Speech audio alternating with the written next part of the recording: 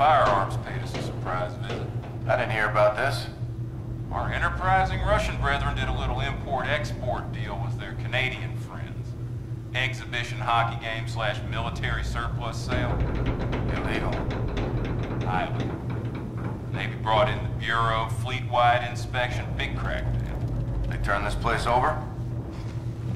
We were here less than 5 minutes. They took a cursory glance at the inventory, adjusted their triggers to a 5-pound pull.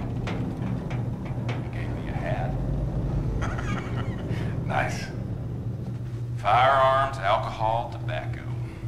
Was a time a man could buy whiskey, cigarettes, and a .45 all in the same aisle of the same store. Good old days. Many signs I was born too late. Wild West your speed? Wild East, 9th century China Tang Dynasty. Invention of gunpowder. That's where I belong. You know your history. War in 6th grade. Miss Trill Scott. Meaner than a wet panther, but she had other attributes. I couldn't wait to get to class. What'd you get on the report? C-. Purposely used pencil. Immediate grounds for detention and an extra hour with Miss Trill Scott. Mission accomplished. I like school. 6 hours a day of regimented, repetitive instruction. Sounds familiar. Lockstep marching, dressing alike, and following the rule. A little structure and group mentality can soothe the soul, Lieutenant. Soldiers aren't sheep, Chief. Not at all. But every machine's got cogs, springs, pins, coils, innocuous by themselves, but put them in their proper place and you got something powerful and precise. That ain't sheep. Miss Trill Scott taught you well, Riff. I'm over my pay grade when it comes to the finer points of war, Lieutenant, but I'll be damned if we can't find some solace in the simple beauty of a sidearm and a 6th grade teacher. Okay, you ready to face the music? Always. Born ready, flyboy. All right. So, Admiral Rains, a man of great wisdom, has ordered us... Are you brown-nosing right now? You're totally brown-nosing. This is the Navy. I believe the proper term is blue-nosing. May I continue? Please. Thank you. As part of the Admiral's progressive command decree, our evaluation process includes an interview to be filed by a squad mate of lateral rank in this case. That's yours truly. Be advised, I will be recording my interview with you as well, so watch your ass. Tread accordingly, Lieutenant. Noted. Let's talk a little bit about your disciplinary record. Let's not. It's on the list, so... Go ahead.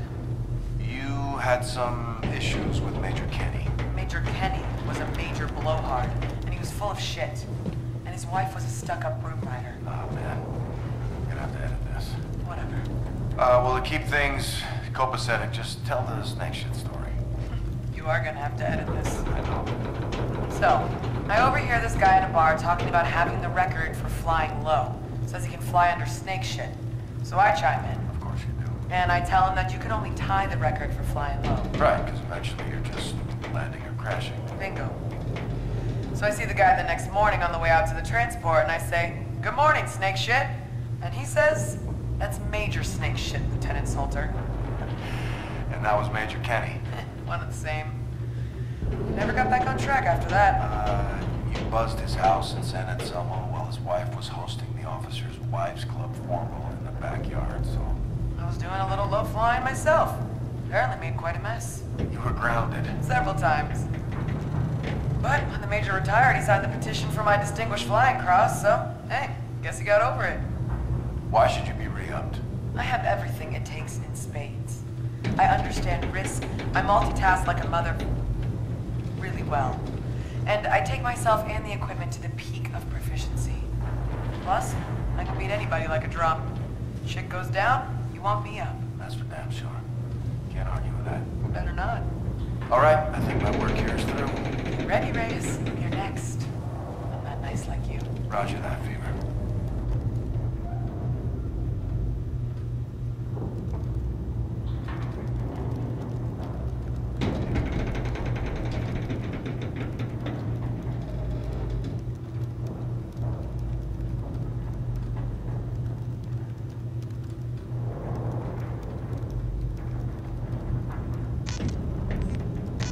My eyes deceive me, or is there a big-time jack pilot on my bridge?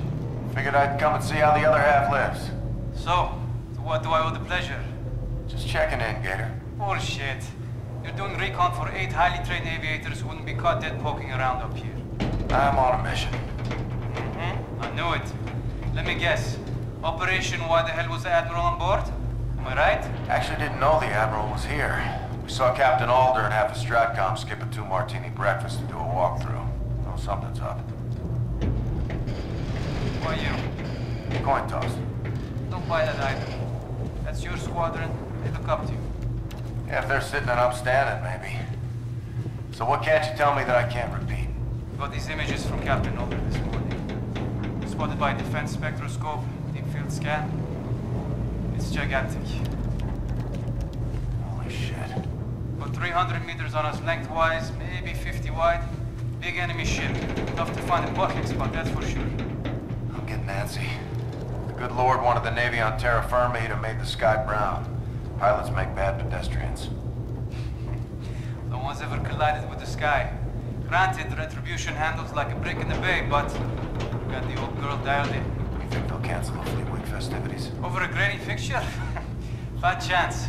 Didn't cancel Evolution over the Loch Ness Monster. Lots of confetti and tons of pride tied up in this thing. Show must go on. I'd feel better if we were on patrol. I agree with you, but I deny it on oath. I'll rat you out.